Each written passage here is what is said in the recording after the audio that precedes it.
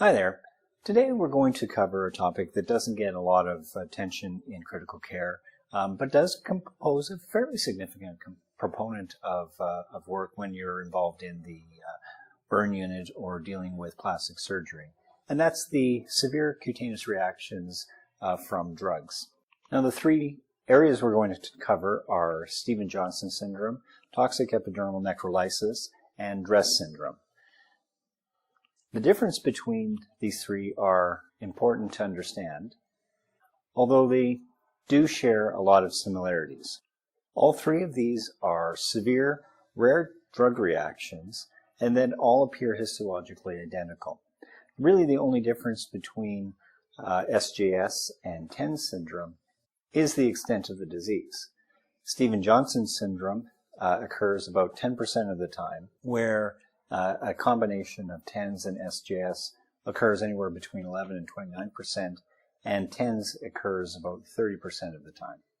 This table shows you the distinguishing characteristics between SJS, TENS, and DRESS syndrome.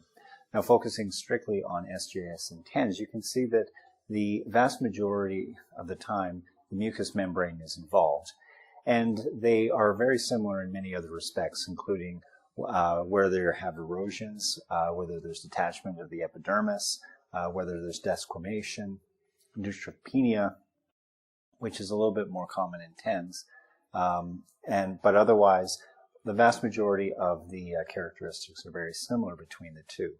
In reality, the only major difference between SJS and TENS is the degree of body surface involvement.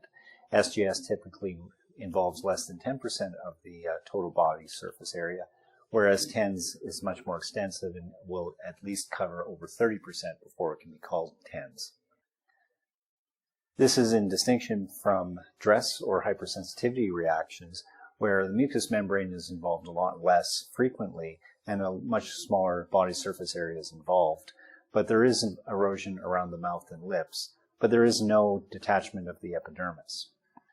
One of its prominent features is eosinophilia and also the presence of atypical lymphocytes. There is also a much more pronounced involvement of other visceral organs, particularly the lungs, liver, and heart. Both Stevens-Johnson syndrome and TENS are almost exclusively caused by medications. The medication has usually been started within the last 3 weeks of the beginning of the initial eruptions, and there's a much higher association between TENS and SJS with antibiotics, anticonvulsants, nonsteroidals, and allopurinol.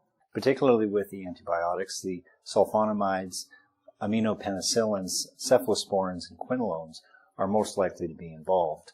Whereas with anticonvulsants, you have to concern yourself with the use of dilantin, valproate, carbamazepine, and phenobarbital. Rarely you can see a Stevens-Johnson syndrome develop from a component of graft versus host disease, and also there have been very rare documented cases of Stevens-Johnson from mycobacterium infections. This is what Stevens-Johnson syndrome will look like on the face, and you can see its effect on the mucous membrane. Now, Stevens-Johnson syndrome is the less severe form of this disease, and only has a mortality rate of about 5%. When the disease becomes much more extensive and becomes TENS, then the mortality rate obviously also goes up. The vast majority of the mortality, though, comes from sepsis and from pulmonary complications, and the prognosis is mostly influenced by the age, especially if you're over 60. The presence of other comorbidities such as chronic health diseases like heart disease and diabetes, whether or not you develop sepsis, and the amount of body surface area that's affected by the TENS. The underlying pathogenesis of TENS and SJS is unknown, and the initial symptoms are pain and tenderness and burning on the skin. This is followed 1 to 3 days later by an ill-defined area of erythematous macules, or a diffuse erythema that develops primarily on the trunk. As the redness enlarges, central necrosis starts to form, and you can also start to see bullae form on the skin surface. Soon afterwards, the epidermis then begins to slough, leaving the underlying dermis completely exposed. Many times the mucous membrane is the presenting sign. The oral pharynx and the conjunctiva are most frequently involved, and these present with a keratitis or an ocular erosion, which, if left untreated, can progress on to blindness. Patients will also occasionally complain of dysuria, and in that is the case, that's a sign of urethral involvement. Because this is a disease of the epidermis, the trachea and the bronchus and the GI tract can also rarely become involved in Stevens-Johnson syndrome, but that is by far very unusual. These diseases, because they're skin lesions, are often difficult to distinguish, especially in the early phases, from a variety of other diseases. And so having a differential diagnosis in mind is important. You can see this is an example of erythema multiforme, which is different in that it also mostly presents as asymptomatic targeted lesions that don't usually expand or cause desquamation or loss of the skin surface. We've talked about scalded shock syndrome in the previous lectures on bacteriology and microbiology, and these are usually areas of large areas of the body with a tender erythematous surface that develop very flaccid bulli, and then is followed soon afterwards by desquamation.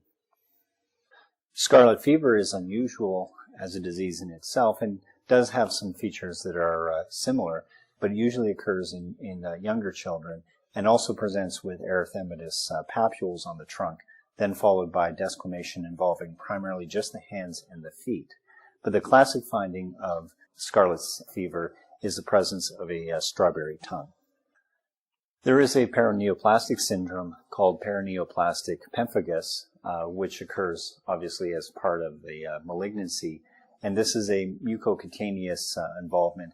It has a lot of tense and flaccid bulli that are intermixed with erosions that occur over the skin surface. Pemphigus vulgaris is also a rare primary skin disorder and has a superficial flaccid bulli with the occasional erosions. Finally, bulbous pemphigoid, again also a more primary skin lesion, occurs rarely, but is presents with large tense bulli with urticarial wheals, and then also serpinginous plaques all across the trunk and the extremities. The treatment for TENS and SJS is fairly straightforward. I mean, first and foremost, stop the medication. It's going to take time for the medication to clear the body through drug kinetics, and you're just going to have to wait that out. As the skin is going through its phases of desquamation and then followed by healing, the primary approach should be to treat it similar in many respects to a burn, and also just sit tight and watch for complications. If the eyes have become involved in any capacity, you have to be very careful and watch the eyes for the development of keratitises or conjunctivitis, which can lead to blindness. A variety of treatments have been proposed for TENS and SJS to try to reduce the length of the disease or to try to reduce the severity of the disease. And medications like steroids, IVIG, and plasma exchange have been tried, but to no avail, unfortunately. So for the most part, this is a disease of wait and see. And if you have experience treating burns, it's a disease you should be relatively familiar with in terms of its general management and supportive care. A third type of drug-associated skin reaction is called DRESS syndrome. And DRESS stands for drug reaction with eosinophilia and systemic symptoms. It's, in effect, a severe hypersensitivity syndrome that also presents with a fever, skin rash, lymphadenopathy, and also organ involvement, as we saw in the previous table. This reaction usually occurs within 1 to 8 weeks after starting a drug for the very first time. There are a variety of medications that can cause DRESS syndrome, including anticonvulsants such as phenobarbital, carbamazepine, dilantin, olanzapine, as well as medications like methyldopa and antibiotics such as sulfonamides, dapsone, minocycline, rifampin, and azithromycin. Antiretrovirals have also been known to cause a DRESS syndrome, as well as isoniazid and ethambutol, as well as diltiazem, captopril, and again, allopurinol. There is some rare association with nonsteroidals as well.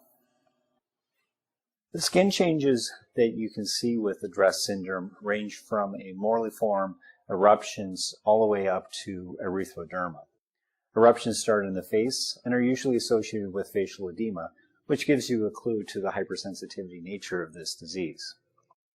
There is typically no involvement of the mucosa, but you do very commonly see lymphadenopathy and a hepatitis picture on blood work as a very common presentation. There are other organ involvements, such as the heart, which you have to watch for, but are fortunately relatively rare, all things considered. The blood work will be fairly typical with the presence of eosinophilia, helping you make the diagnosis, as well as atypical lymphocytes seen on the smear. The treatment, again, is fairly straightforward. It's a hypersensitivity reaction to a medication, so the first thing you should do is stop the medication. But in this case, you actually should use high-dose steroids as well in order to try to dampen down the hypersensitivity response and also and reduce the length of disease course. You need to also, just like with TENS and SGS, treat it as a burn and watch for complications, and also keep a close eye on the eyes as well. There has been some preliminary reports that the use of IVIG and plasmapheresis or plasma exchange may be useful in this disease, but right now the mainstays of therapy are treat supportively, stop the medication, and give steroids. And that's all there really is to it with acute severe reactions to drugs. There are only a small number of things that you will commonly see in the intensive care unit that are skin disorders that are caused by medications or cause the patient to require critical care, which is quite fortunate because the vast majority of us are not really exposed to a lot of dermatology in our primary practice. And although we see a lot of different types of rashes in the course of practice, these are the three big ones that actually cause patients to become critically ill of their own accord and are ones that need to be more specially treated, especially if you have access to plastic surgery or to a burn unit that can provide a similar level of therapy as a burn patient to help with the management of these patients. Thanks again for listening, and if you have any questions or comments, please feel free to leave them in the section below.